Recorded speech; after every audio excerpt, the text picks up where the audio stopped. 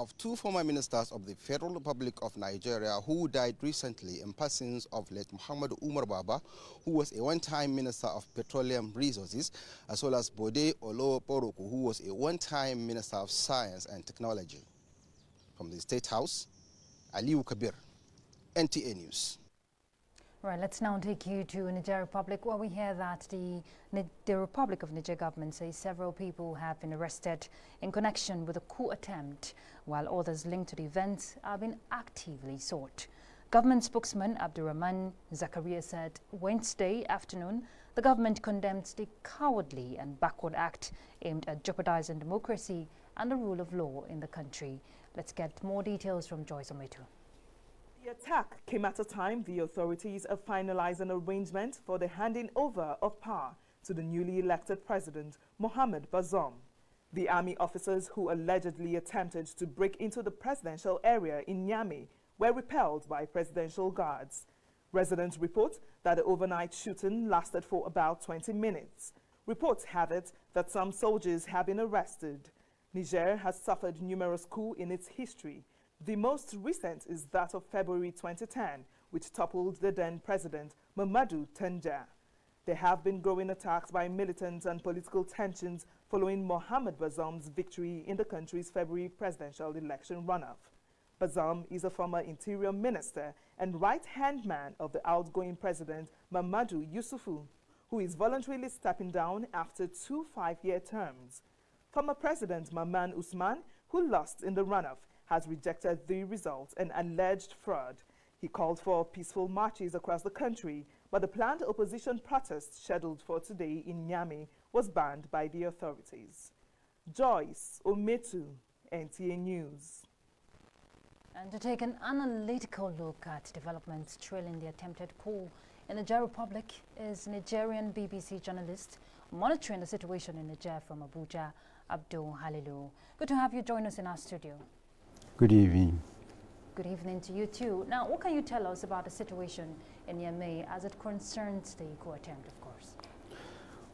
For the situation in Niamey now, you can say everything is down.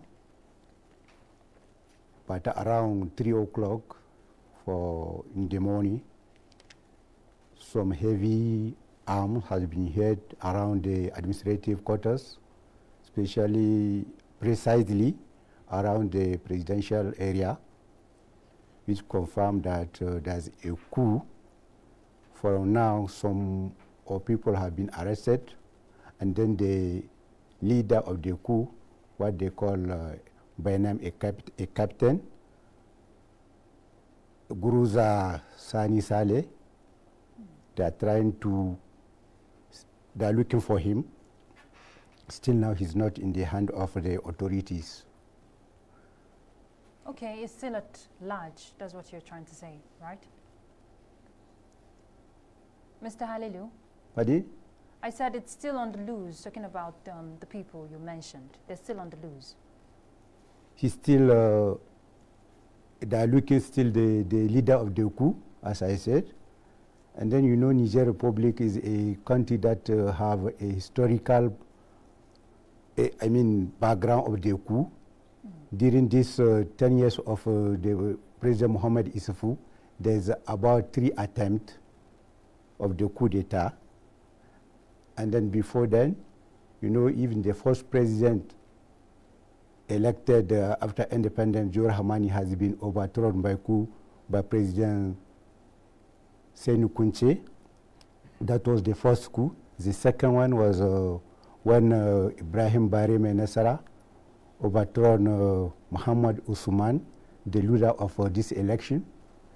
The third one was when Mohamed Tanja has been overthrown by Dauda Malawanke. Dauda Malawanke overthrown Bareme Nassara and killed him.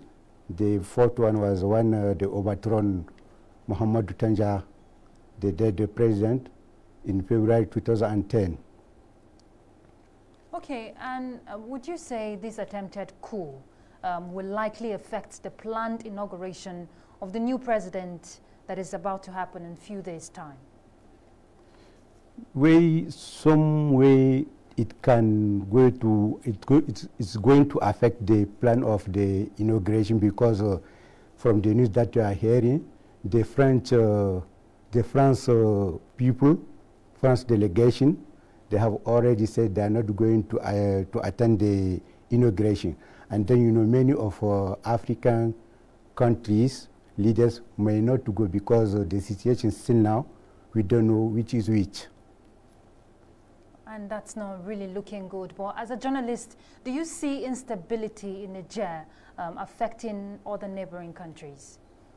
Of course, okay. Because if you look in our background, historical background of the two countries, Niger and Nigeria, you have a very relationship which there's no country in Africa that get that relationship in terms of marriage, in terms of commerce, in terms of even exchange in terms of institution or education. If you look from Borno State till Kebbi State, you have at least more than 5,000 kilometers border. Borno State is bordering with two states in Niger, Difa and Borno and Yobe State. They are bordering with Difa State in Niger. If you look at Jigawa, it's bordering with Zander in Niger. Katsina and part of Zamfara, they are bordering with Maradi State. Sokoto is bordering with Tawa State. Kebbi is bordering with Dosso State, which means along this border, people are interconnected one way than another, which means everything that happens in Niger will affect positively or negatively Nigerian people. All right, thank you very much, Abdul Halilu.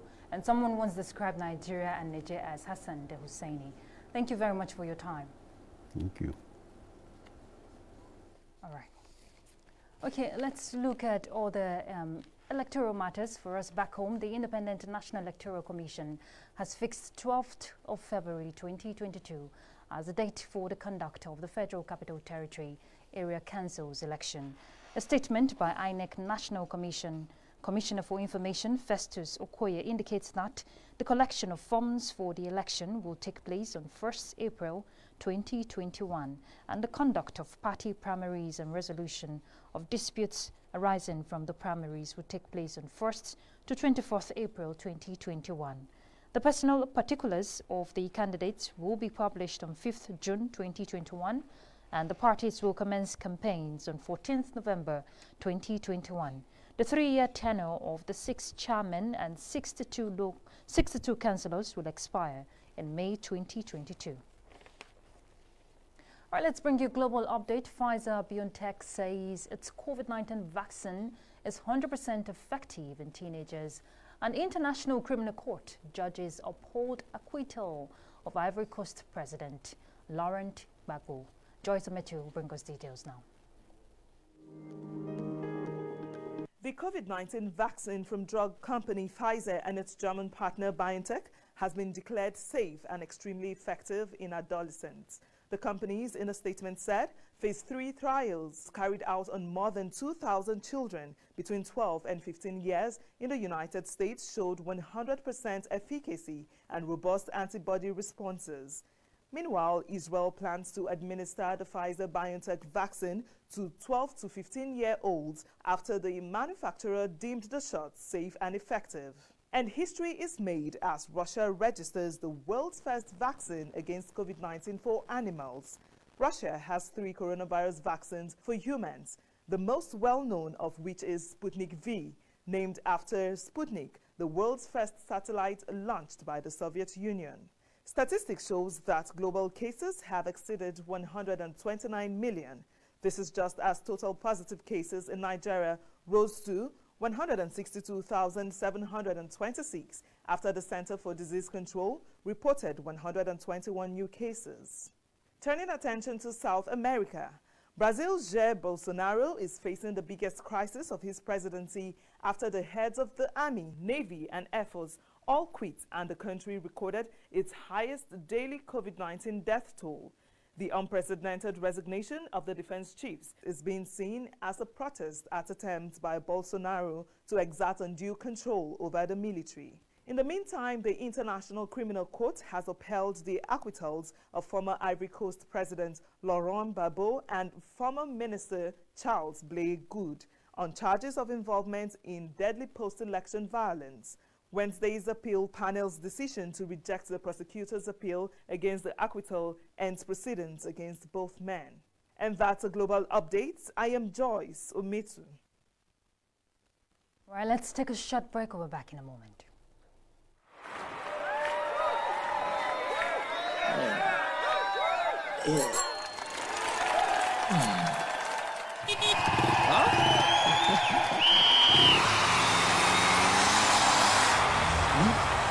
Latest entrant, latest technology. Welcome to Intel 4G LTE Advanced and experience super fast internet access today. Visit intel.com.ng or any of our stores in Lagos, Abuja, and Port Harcourt to get started. Intel. Live more. Welcome back.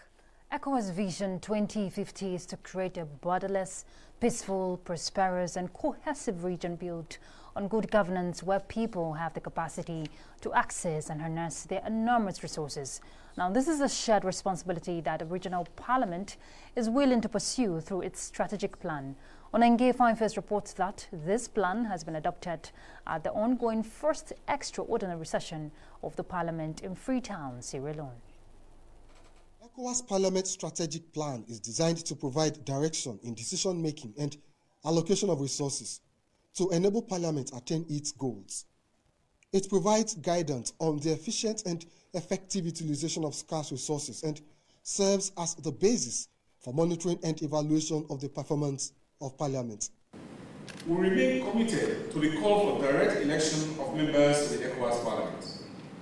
As one of the highlights of the strategic plan, I want to reiterate that call. Direct election by the people will creates a sense of responsibility in the leaders and makes them realize that they have been chosen by the people to perform in a patriotic and dedicated role. President of Sierra Leone, Julius Maada Bio, and President of the ECOWAS Commission, Jean-Claude Cassibrou, want this plan to promote ECOWAS Vision 2050 by addressing critical concerns like ECOWAS single currency, trade liberalization scheme, common external tariff, among other issues. Specifically, democracy, peace and security, to build a peaceful and stable region. Trade integration through consolidation of the free movement of persons and goods. Human capital development through capacity building of the health system, education, social development, promotion of youth, gender and employment. The ECOWAS Parliament Strategic Plan 2020 to 2024 also identifies programs with themes and priority areas that would assist the Parliament in executing its mandate as defined by the Supplementary Act. Onenge Fine Face, NTA News.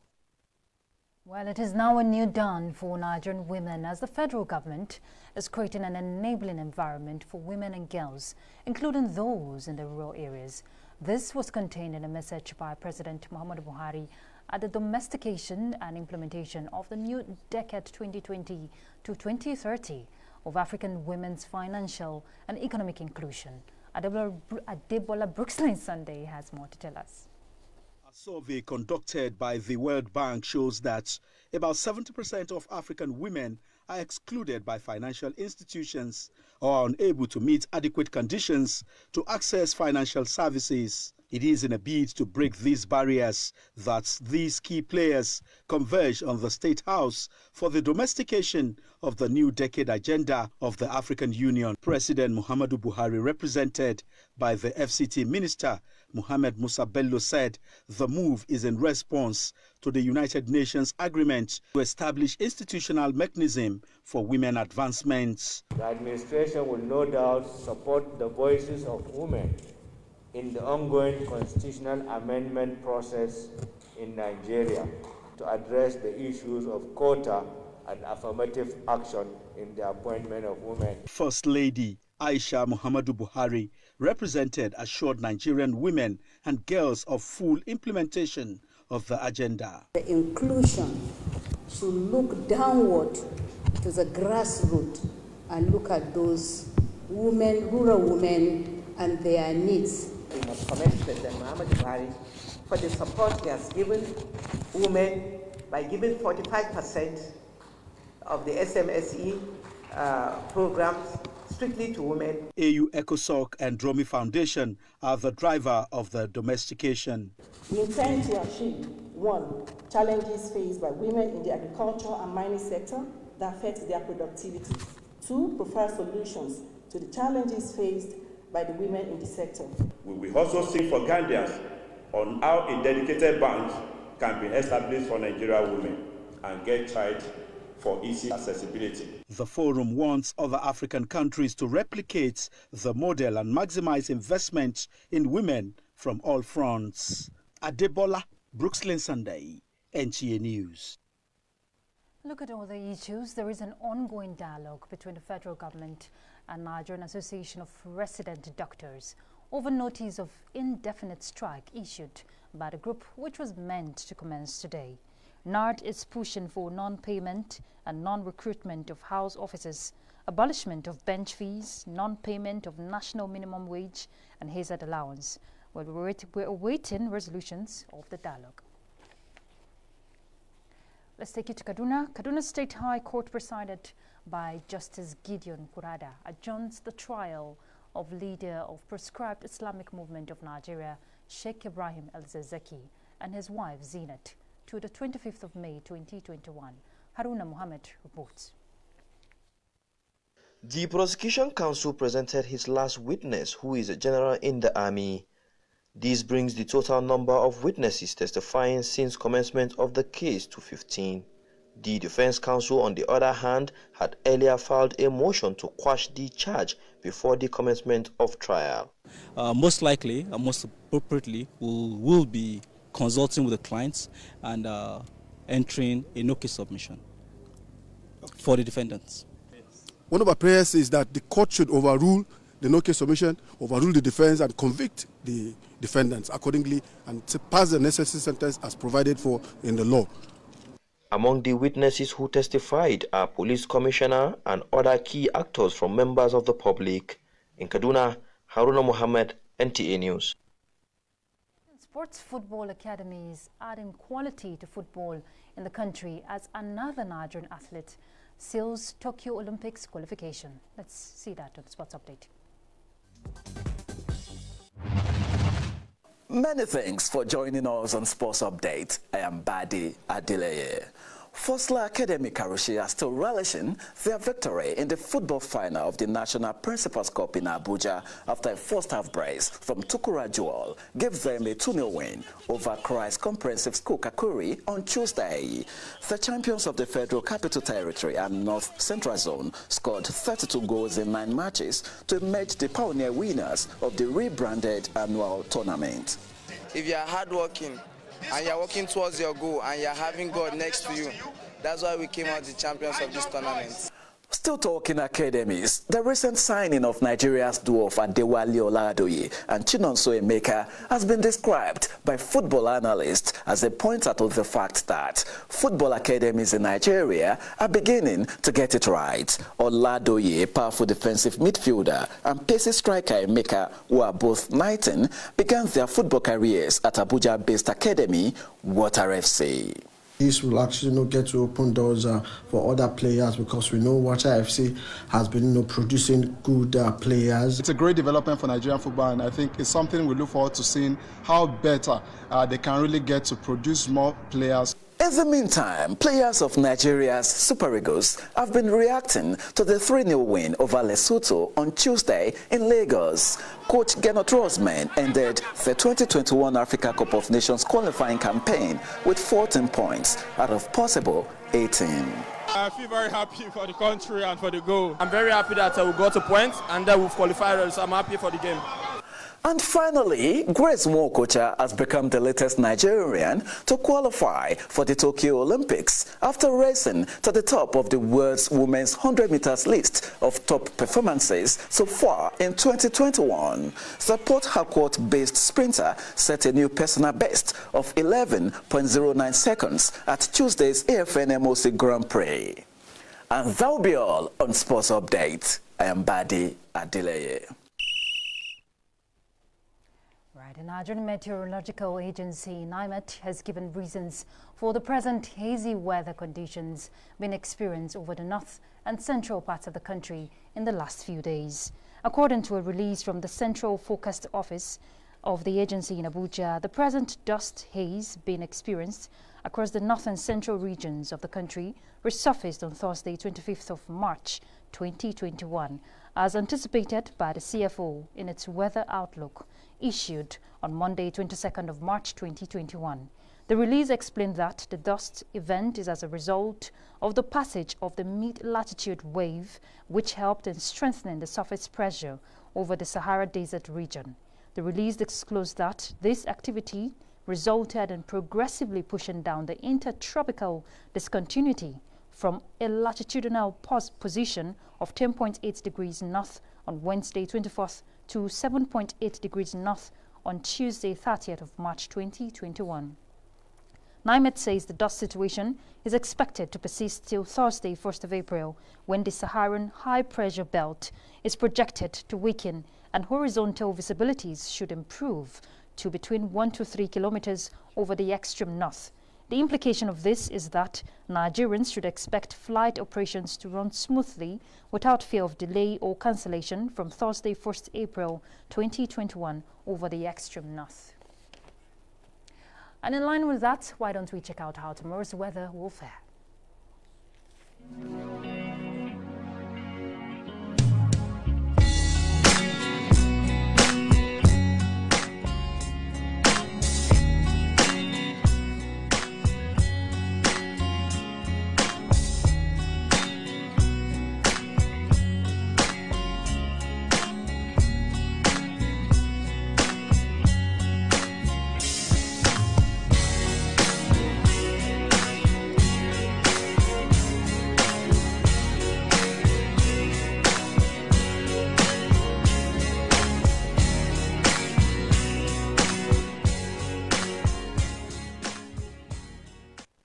That's the news. Thank you for your time. I'm Ruth Aguele, but remember, the fight against rape and rapists is still on. My sign language interpreter is Gracie Laurie.